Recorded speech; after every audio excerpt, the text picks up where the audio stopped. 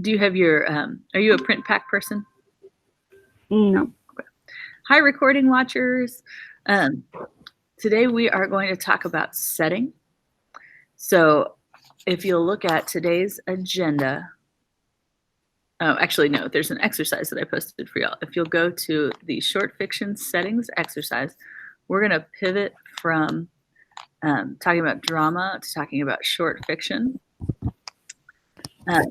And so last class we talked about the Freytag's pyramid, right, which was that little plot chart that you've seen before that's sort of shaped like a triangle with an open bottom. And that kind of charts the amount of tension or suspense in the plot. So we talked about the different parts of that plot and named them and talked about what each one does. Then, so today for the free write, I asked you to think about how that stuff shows up in a movie you like. And I will admit, I actually had to do it twice because I started with Beauty and the Beast and I was like, there are too many things happening in this movie. Because you have the Belle and Beast love plot, and then you have the Maurice is a crazy old man plot, and then you have Gaston trying to marry Belle, and just too much stuff was happening. It stressed me out. So I switched to Legally Blonde for the example I posted. But we talked about in the exposition, we learn about the settings and the characters. Okay, then something happens to begin or reveal the conflict, and then everything gets more and more and more tense until finally, boom, something happens that lets us know how that conflict's going to be resolved. And then it gets resolved. Okay. When we switched from drama to fiction, we can still be working with the same kind of story, but we want to be thinking about it a little bit differently, because instead of having actors speak everything or portray everything with their bodies, we're going to switch to having a narrative. So today we're going to talk about setting, and then next class we're going to talk about point of view. Okay? So when we talk about setting, we talk about where and when. Last week, I was trying to push the importance of when as part of the setting, because in the crazy year of 2020, we know everything is pretty different this year than it was last year, and hopefully pretty different than it will be next year, when we'll be sort of back to a pre-corona normal, hopefully. What we're looking at with setting is how that setting changes the story, right? So a story that takes place this year is going to be a lot different than a story that takes place last year, or 10 years ago, or 20 years ago. If I were trying to write like a teen comedy set now, I would have to really stretch and think about how teenagers live now, because I'm not a teenager now. But I could write you some historical fiction about the 90s pretty easily, because that was my lived experience. So when we think about the stories we enjoy, we think about its setting in terms of time and place. For my free write, I wrote about Legally Blonde, which is set in California and Cambridge, Massachusetts in the late 90s, early 2000s. So if I kind of think about, if I were to change that setting, what might be different? If I said it today, Elle would definitely be on social media, which she isn't in that movie. If I said it 100 years ago, she would be writing a lot of letters. Good morning, Michaela. Good morning. I'm glad you're here. So what I want us to do now is think about a story that I hope we're all familiar with, which is Cinderella. Okay. And I probably should have gone ahead and posted a copy of the story of Cinderella. Let me call one up. But we're going to think about what would change if we changed the time and place and some of the significant details. So I'll get that copy of Cinderella posted, but hopefully we know. Hey, Destiny's here. Good morning, Destiny. Good morning. So Cinderella took place a long time ago in a kingdom far, far away. And Cinderella's evil stepmother made her scrub the floors and work like a maid in her own home. Not in a fair way where like we all take care of the home together because we're members of the same family, but in like a, you should do everything for me and my daughters and we will treat you like dirt kind of way. So if I'm thinking about that plot of Cinderella and I change something about it, that's going to change other things about it too, right? Like I don't scrub my floors at my house partly due to laziness, but partly because I have a Roomba, right? So like I have a robot that cleans the floor for me, which Cinderella did not have. Okay. So Cinderella originally was set once upon a time in a kingdom far, far away, and Cinderella had to scrub the floors as her like chore that was difficult and unpleasant. So if I change the time and set it in the year 3000, so like way far in the future, I'm trying to think about like where it could be set. So I'm thinking like almost 1,000 years into the future, maybe we'll have mastered space travel, right? So maybe she is, instead of in a kingdom far, far away, she's maybe like on a distant planet in another solar system, right? Or maybe climate change has gotten so bad that like people can't live on the surface of Earth anymore. So now we live underground.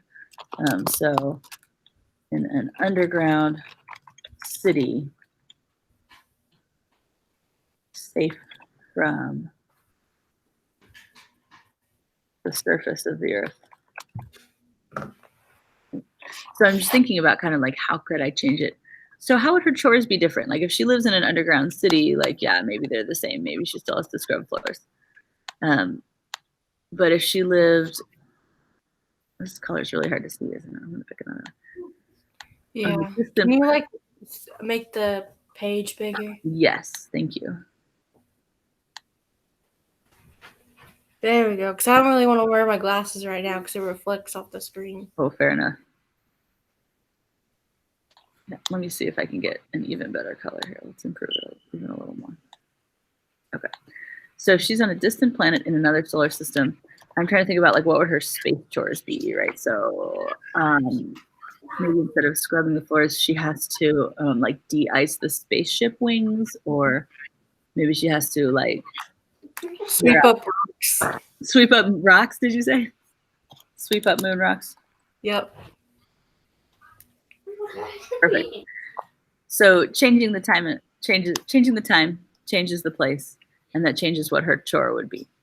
But I've still got the same kind of core of the story, right? And then maybe I just change the place. Maybe she's in the jungles of Brazil.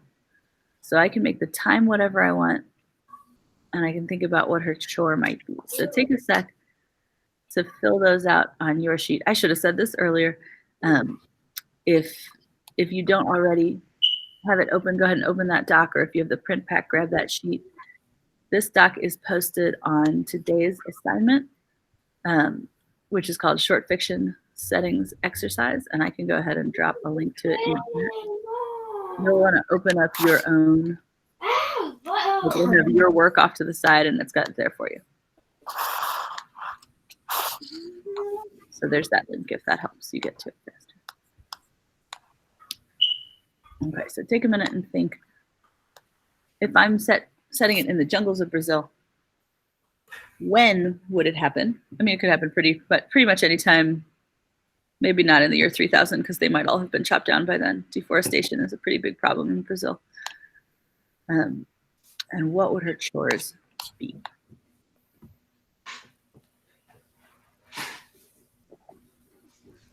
When you've had a chance to think about that, go ahead and shout out, when should we be, and what should she be doing in the jungles of Brazil? Pick up fallen branches. Pick up fallen branches. I like it. We're doing a lot of like nature cleaning stuff.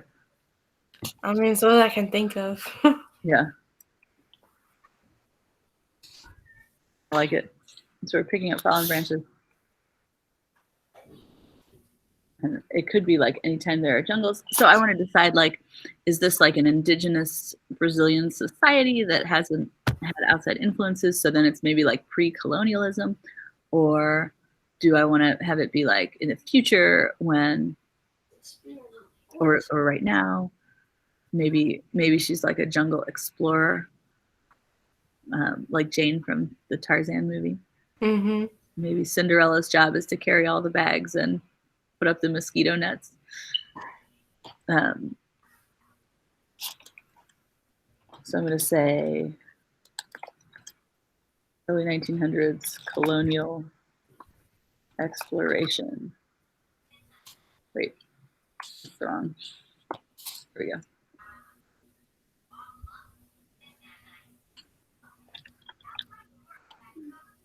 Maybe they're exploring.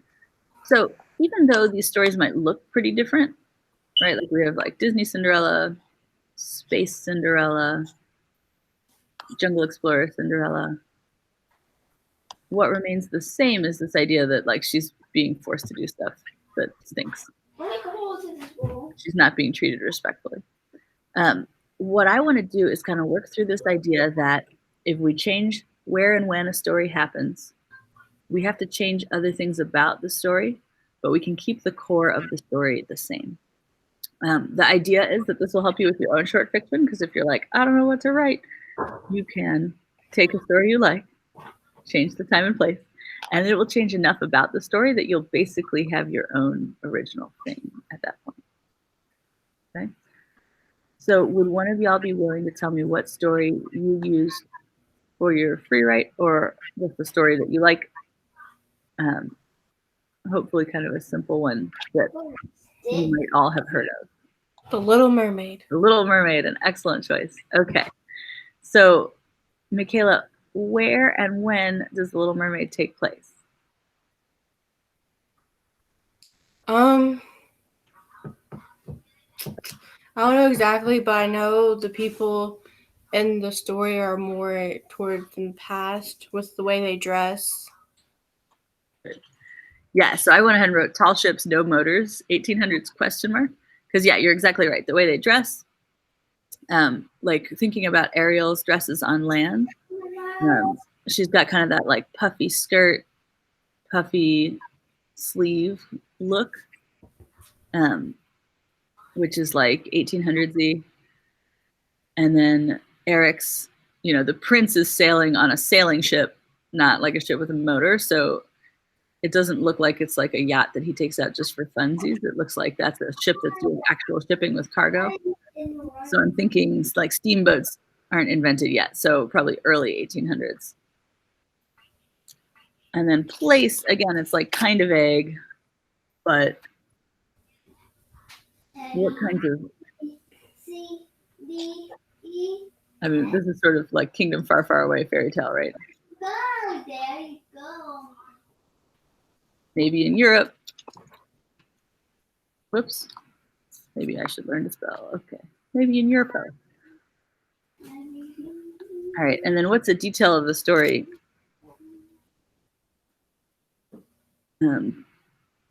I'm thinking something like there are mermaids. Eric has to marry somebody because remember he's getting that parental pressure to settle down because Yeah. he's a prince.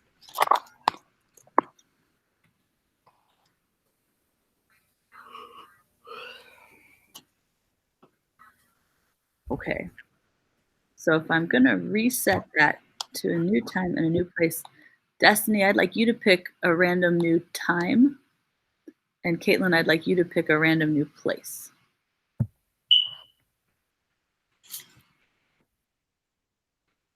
And go ahead and shout them out or type them in the chat when you've got a random new time from Destiny and a random new place from Caitlin. Wait, did I switch you?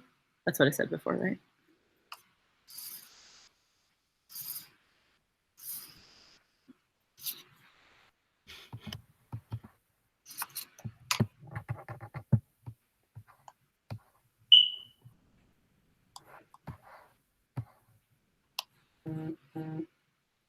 All right, Destiny, what do you got for me?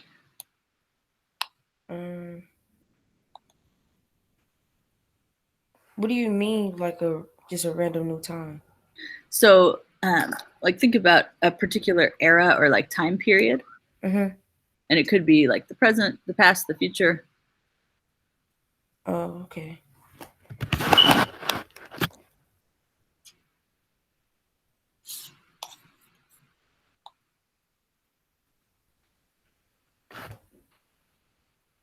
So the past. Okay. Like 2000. Okay. Oh man, that's like 2000. Oh, you children. I'm just kidding. That's an awesome time for this to happen. So if we have a Little Mermaid in 2000, what's going to be different about Eric's life?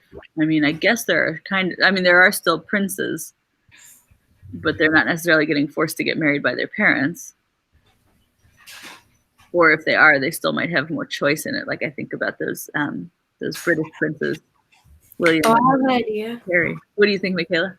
All right, so if it's in 2000, maybe Ariel's not from the sea, but like from across the sea, like in Europe. Okay. And they met online and they're trying to get together, so they're rushing to get that visa. So wait, is she catfishing him? Is she mermaid fishing him? He doesn't know she has a tail. I love it. Okay, so Eric and Ariel meet online. And she trying to get that K1 visa. Him to marry her for a green card, K1 visa. Love it. Okay, so it sounds like Eric is in the U.S. probably. Yep. Maybe in Indiana. Yep.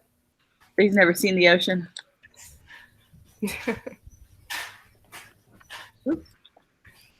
No, I would see that movie. That would be fun. But Ariel's still a mermaid.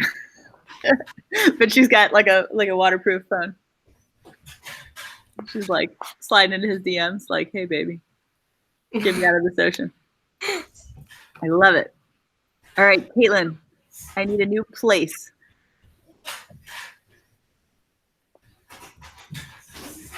Whoop. I turned on my highlighter for some reason. That's not what I wanted. A new place or time? Oh, either's fine. What if I think I told you one and then I switched because no coffee.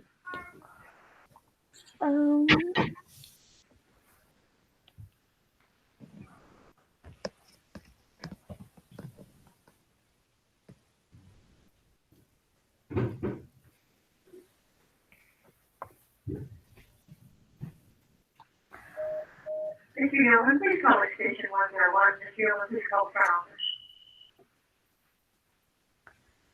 Let's do 2020. No? All right, 2020. It's going to be weird. Oops, oh, I lost my font somehow. All right, putting it back in my cute handwriting font because I love it. Okay, so we're in 2020. And where are we doing?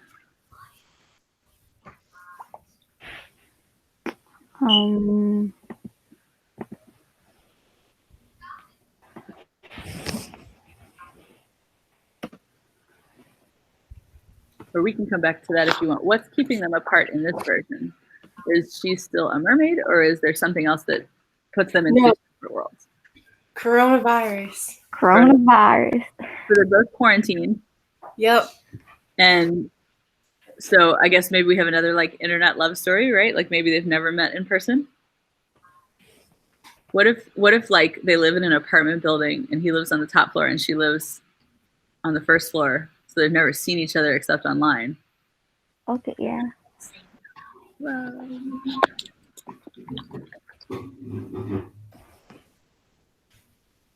We should put them somewhere, I mean, you know, just to torture them, we should put them somewhere where the coronavirus is like really severe and you really like literally wouldn't even go talk to your neighbor in your same building. So maybe they're in like in New York City. Yeah, that or California or Florida. Yeah. But I'm thinking if we want like a really tall apartment building. Mm-hmm. Oh, yeah. Maybe, yeah, they could be in the same building. I was thinking like maybe there's different parts of the apartment complex. Like maybe he lives in the one part and he lives in a different part. Yeah. Yeah, so the same apartment complex. Yeah. But have never met in person. And then her Wi-Fi goes out instead of her losing her voice. Yeah. You can't talk to him.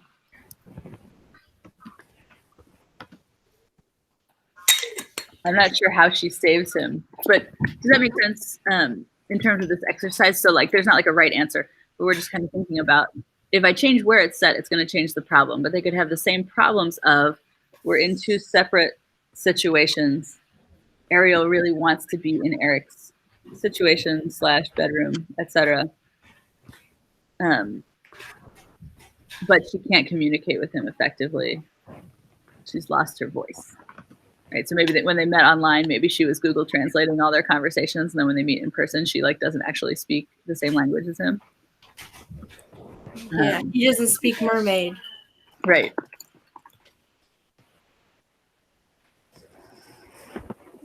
Sad face. So yeah, so like in our original, right, Eric has to get married soon, and Ariel loves him, but gives up her voice to get to him.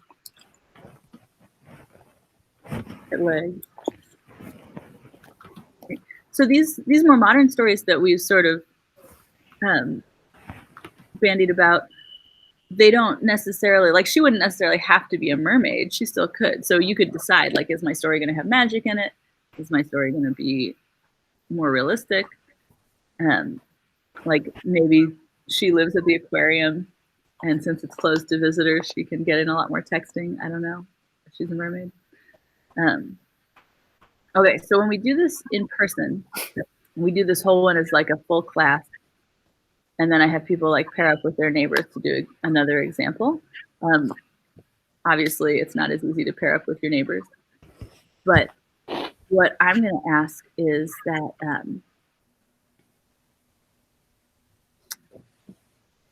we're just going to go straight down to example 3. Unless,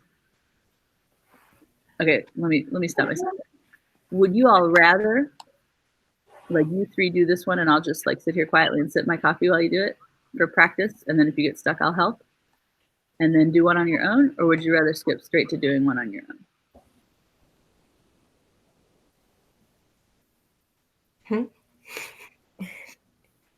So you're saying like, If we were in class, I'd make everybody do it with a partner. oh, But so I can just like be quiet and make you 3 like a group and have you do it. It doesn't matter to me. I mean, I'll just do it on my own. Okay, we'll go ahead and skip to the on my own one. So think of an original story that you like. This could be the same one you did for your free write, or it could be something else. It could be what you picked for your fairy tale last week when I asked what's your favorite fairy tale. It could be like something you watched over the weekend. And just for the original, think about your time and place. Your detail could be something from the exposition, or it could be part of the conflict. Like with Cinderella, I picked, she scrubs the floors. That's from the exposition. With our Little Mermaid one, we picked the like they can't talk to each other, right?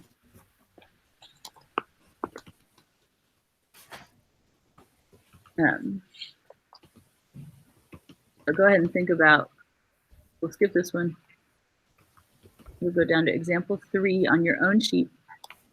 Go ahead and fill out the title of the story, what the original is, and then like we did before, pick a different time. Think about how that changes it, and then pick a different place and think about how that changes. Okay, I'm gonna set a timer for 5 minutes for you to work on it. After 5 minutes, I'll check in and see how we're doing. If it's gonna take way more than 5, you can have more than 5. People who are watching the recording, feel free to fast forward 5 minutes. What are you trying? I know Swan and T-Rex and make zombies kill it.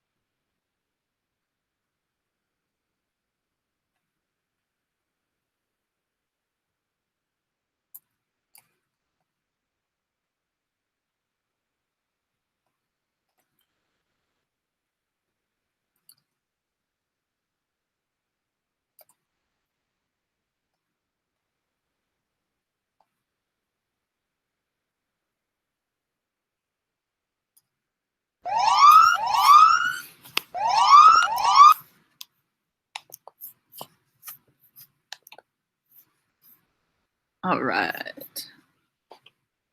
I'm gonna stop presenting. Is anyone willing to share what you came up with, even if you're not finished, for example 3?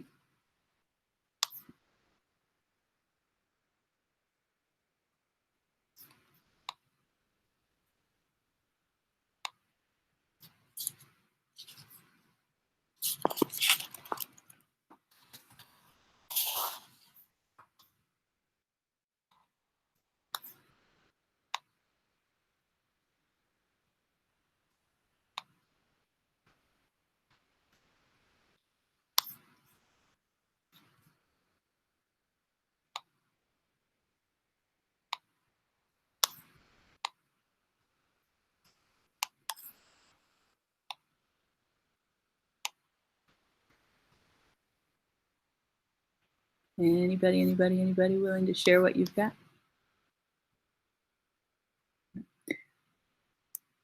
Or do you want to tell me, are you stuck in a particular spot? Is there anything that's giving you trouble with this activity?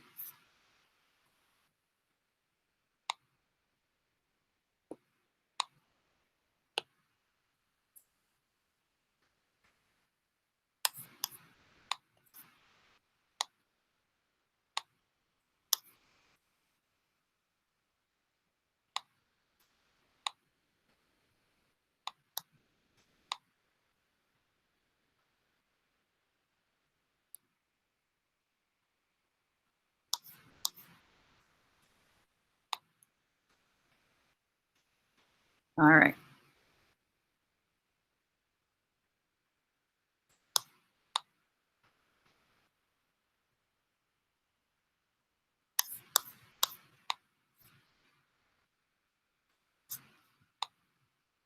I want to make sure that this exercise is making sense because we're going to kind of take it to the next level in a minute.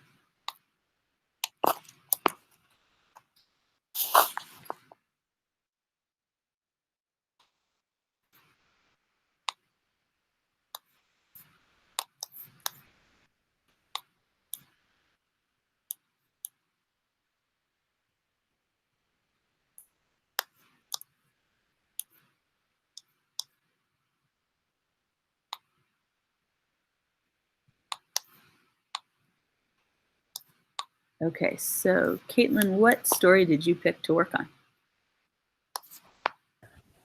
I picked Little Red Riding Hood. An excellent choice.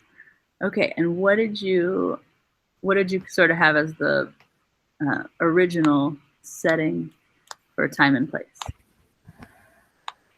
So it's in the 10th century. Uh-huh. And it's in the woods. Okay, excellent. And then what did you decide to change first? So I put the time during the Stone Age. Okay, excellent. And they're in a cave. I love it, obviously, because the Stone Age, right? So they don't have a ton of other options. Yeah. Very good. And then how does that change the story? Does anything have to change about Little Red going on a path to her grandma's? Well, instead of going to her grandma's, I had her going to one of her friends. Nice. And then she ends up encountering a mountain lion. Ooh, I love it. Great.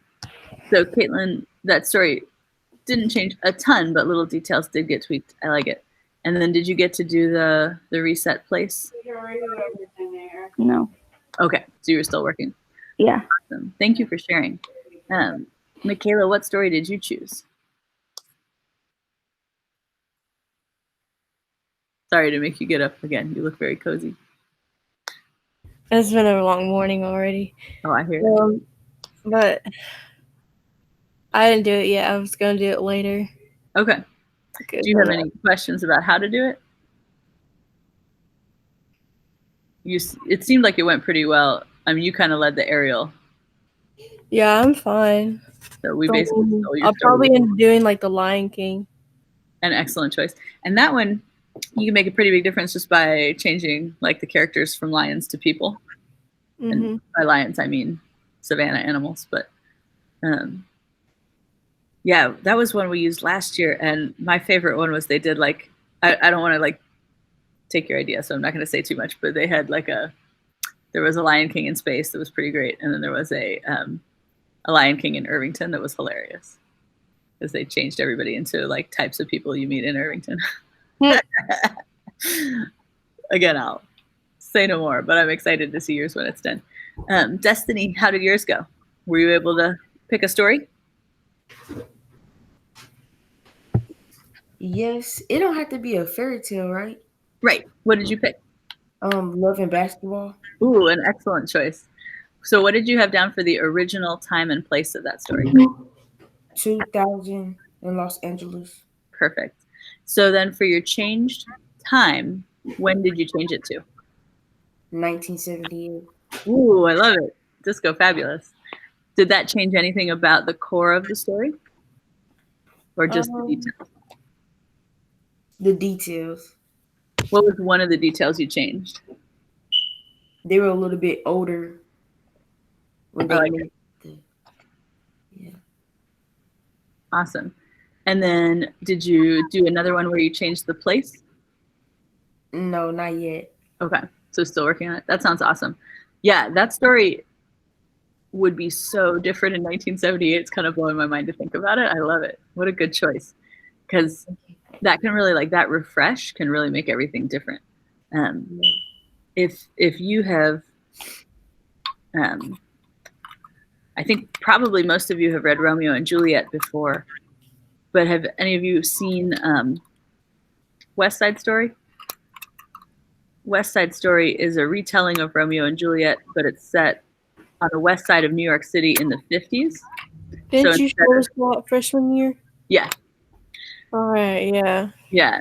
When we have time, we always watch a little bit of that, and students are always like, "What?" Because the fashion is really weird, right? You've got the tough gang guys are like snapping and like singing songs. But so instead of like two families feuding in medieval Italy, you have two youth gangs fighting in the streets in New York City. And you have a kid from each gang fall in love, right? And then I don't want to spoil it too much, but the ending is pretty different. We no longer have like suicide party at the tomb. But what that director did was, or what the writer of that story did was say, what if Romeo and Juliet happened today? Right, and moved it to their own neighborhood. So they changed some of the details, gangs versus families, and like in West Side Story, one of the gangs is Puerto Rican, and one of the gangs are like Polish white immigrants, and they have that like element of racial difference as part of the story that's not in the original. So they kind of said, you know, what if we changed it a little but kept the core the same? Then if you've seen Romeo and Juliet, the cartoon, similar, right? The time is to modern. The setting is set to one of them got ran over by a lawnmower. Yes, right. Because of course you can't have him die in a sword fight. Garden gnomes don't have swords. But they wanted that same element of like these two groups are acting reckless and they're going to get hurt, right? So like that's a classic story. You see it all the time. If you've seen High School Musical, that's another modern adaptation of Romeo and Juliet. You all might have, it might not have been popular when y'all were in that age group. I haven't seen it because I was ancient and old before it even came out, but there are lots and lots and lots of like Romeo and Juliet stories. Okay, so for our exercise for today, when we're in regular school, I then make everybody rewrite Cinderella in a different time and place. Yeah, I know. But lucky you guys, we're in COVID school, so we're gonna shorten that pretty significantly. So if you look at this document, you've got down here at the bottom, it says your Cinderella story planning document. So what I'm gonna have you do is we'll fill out the original column together. And then you'll fill out the right-hand column on your own. Instead of writing the whole story, you'll just use this document to sort of outline the story. That's partly so you don't have to write the whole story, and it's partly so I don't have to read 30 copies of the whole story because we're all struggling. And I want to prioritize getting your plays scored before the end of quarter. Okay. So what we'll do today for the end of our class is we'll go through this originals column and fill it out for what the original story of Cinderella has going on in it. If you're not familiar with the original story, I just edited our agenda for today to post like old school original Cinderella by Charles Perrault, written in 1697, which you can see looks a little different from the Disney version. You may have seen one or both of the Disney Cinderella movies, or the best Cinderella movie, the one with Brandy playing Cinderella. That's a musical. If you haven't seen it, ask YouTube to help you. It's fabulous. Maybe I'll post it. Maybe I'll post it here in a minute. Whitney Houston is the fairy godmother. She's incredible. But so in the original story, we've got kind of a twist ending, right? Once upon a time, there was a widower who married a proud and haughty woman. Haughty here meaning not like, woo, she was a hottie, but like she's really stuck up. It's that haughty. She had 2 daughters who were equally vain and selfish. By his first wife, he had a beautiful young daughter, a girl of unparalleled goodness and sweet temper. The stepmother and her daughters forced the first daughter into servitude, where she was made to work day and night in menial chores. Menial here means really petty and unpleasant. After the girl's chores were done for the day, she would retire to the barren and cold room given to her, so she doesn't even have any furniture, and she would curl up near the fireplace in an effort to stay warm.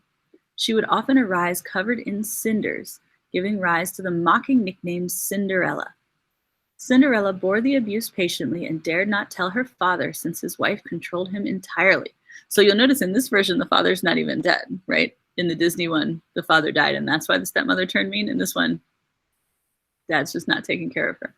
I'll be right back. Okay. One day, the prince invited all the young ladies in the land to a ball, planning to choose a wife from amongst them. The 2 stepsisters gleefully planned their wardrobes for the ball and taunted Cinderella by telling her that maids were not invited to the ball. As the sisters departed to the ball, Cinderella cried in despair. Her fairy godmother magically appeared and immediately began to transform Cinderella from house servant to the young lady she was by birth, all in the effort to get Cinderella to the ball. She turned a pumpkin into a golden carriage, mice into horses, a rat into a coachman, and lizards into footmen. She then turned Cinderella's rags into a beautiful jeweled gown, complete with a delicate pair of glass slippers. The godmother told her to enjoy the ball, but warned she had to return before midnight when the spells would be broken. At the ball, the entire court was entranced by Cinderella, especially the prince. At this first ball, Cinderella remembers to leave before midnight. Back home, Cinderella graciously thanked her godmother. She then greeted the stepsisters, who had not recognized her earlier, and talked of nothing but the beautiful girl at the ball. Another ball was held the next evening, and Cinderella again attended with her godmother's help. The prince had become even more infatuated, and Cinderella in turn became so enchanted by him, she lost track of time and left only at the final stroke of midnight, losing one of her glass slippers on the steps of the palace in her haste. The prince chased her, but outside the palace, the guards saw only a simple country girl leave. The prince pocketed the slipper and vowed to find and marry the girl to whom it belonged. Meanwhile, Cinderella kept the other slipper, which did not disappear when the spell was broken. The prince tried the slipper on all the women in the kingdom. When the prince arrived at Cinderella's villa, the stepsisters tried in vain to win over the prince. Cinderella asked if she might try it, while the stepsisters taunted her. Naturally, the slipper fitted perfectly, and Cinderella produced the other slipper for good measure. The stepsisters both pleaded for forgiveness, and Cinderella agreed to let bygones be bygones. Cinderella married the prince, and the stepsisters also married 2 lords. Oh, okay, so that's kind of nice. The first moral of the story is that beauty is a treasure, but graciousness is priceless. Without it, nothing is possible. With it, one can do anything. However, the second moral of the story mitigates the first one and reveals the criticism that Perrault is aiming at. Another moral: without doubt, it is a great advantage to have intelligence, courage, good breeding, and common sense. These and similar talents come only from heaven, and it is good to have them. However, even these may fail to bring you success without the blessing of a godfather or a godmother. So that's a little bit different from the original. And then the Grimm brothers rewrote this version. Aschenputtel is German for Ash Girl or Cinderella. Ashley, if you will. Cinderfool is how they translate it down here. And it's pretty similar, except we've got the stepsisters stealing Cinderella's clothes and jewels. And the king throws a festival. And Aschenputtel does all these tasks. And then a bird brings her clothes instead of a godmother. And then at the end, we get this really brutal part. The prince went to Aschenputtel's house and tried the slipper on the eldest stepsister. The sister was advised by her mother to cut off her toes in order to fit the slipper, as you'll do. While riding with the stepsister, 2 doves from heaven told the prince that blood dripped from her foot. Appalled by her treachery, he went back and tried the slipper on the other stepsister. She cut off part of her heel in order to get her foot in the slipper. And again, the prince was fooled. Okay, so apparently he's stupid and is not noticing all this blood until they're already riding and the doves tip him off. He comes back. They find Cinderella. Then he recognizes her. And then during the wedding, with her stepsisters as bridesmaids, the doves from heaven flew down and struck the 2 stepsisters' eyes, one on the left and one on the right, and pecked their eyes out. And then after the wedding, pecked out the other 2 eyes, leaving the evil sisters blind. So that's a little bit different than the Disney version. If you look back even further, there's a Chinese version of it as well. Hey, good morning, Garcia. Hello. Garcia, we're working on looking at the steps of Cinderella. I'm going to put a link in the chat for you. Go ahead and open up the doc that's in that. Oops. Maybe not that. Try that link, Garcia, and let me know if it works. If it doesn't, I'll try again. But it should bring you to the document that I'm sharing. We're on the 2nd page, so if you want to zoom down and join us. Yeah. Okay. We're about to try to figure out the original Cinderella story, and then you all on your own will do a reset with a new time and place. Okay. So while Garcia's getting that stuff open, we can go ahead and start. This one I think we can get pretty easily. Who's the protagonist of Cinderella? Don't overthink it. Cinderella. Cinderella. Excellent. All right. And who's the antagonist in Cinderella? Who's the person or force that opposes her? The stepsisters. And? Their mom. Good. So the stepsisters are kind of minions.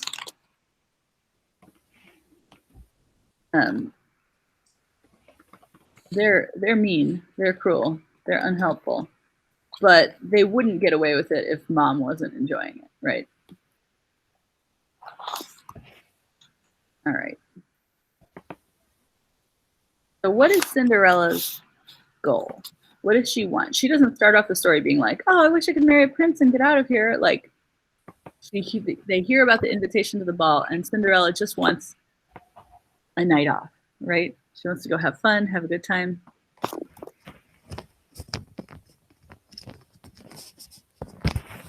But she just wants to go to the ball and have a nice time.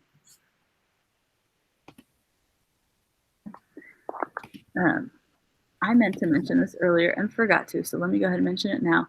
There's a genre of story of like sports stories called a Cinderella story. You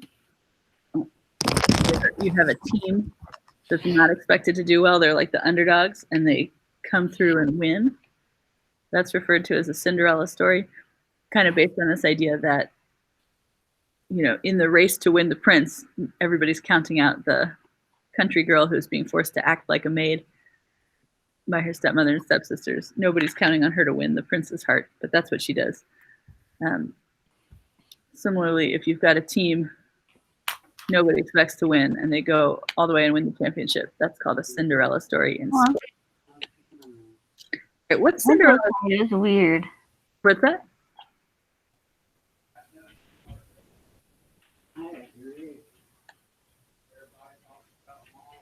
Okay, I'm going to keep going. So what's Cinderella's problem or obstacle? What's stopping her from going to the ball and having a nice time?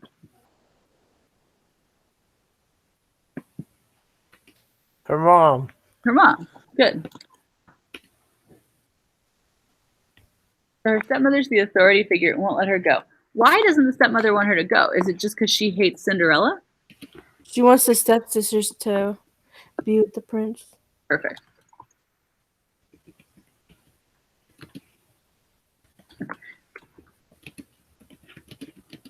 So one or the other of them. She wants one or the other stepdaughter to marry the prince. Very good. So when we talk about conflict in a week, we'll kind of come back to this example of stepmother's not just being cruel just to be cruel. Like, she is a terrible person, but she also knows that Cinderella is prettier, smarter, nicer than her own daughters. And if Cinderella's around, the prince might not choose Arabella and Griselda, I think are their names. Are you typing on something for that you want us to see? Oh, I sure am. Thanks, Michaela. Sorry about that. Are we supposed to be typing on that?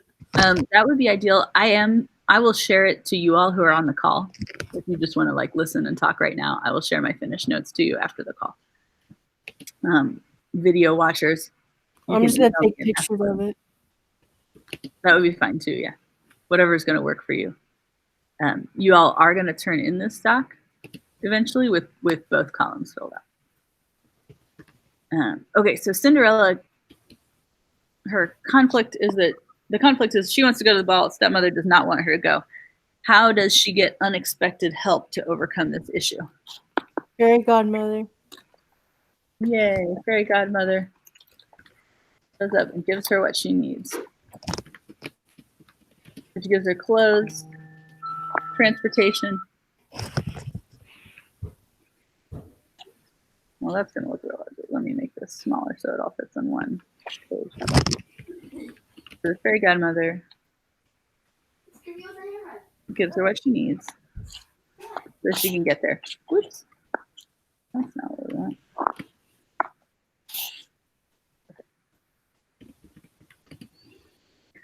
While she's at the ball, she meets a new friend or gets a new ally. And who is that?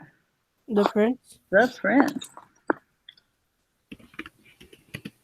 Now, the prince wants to marry her, which, remember, Cinderella's goal wasn't like, I'm going to go get my hooks in the prince and get out of this terrible living environment.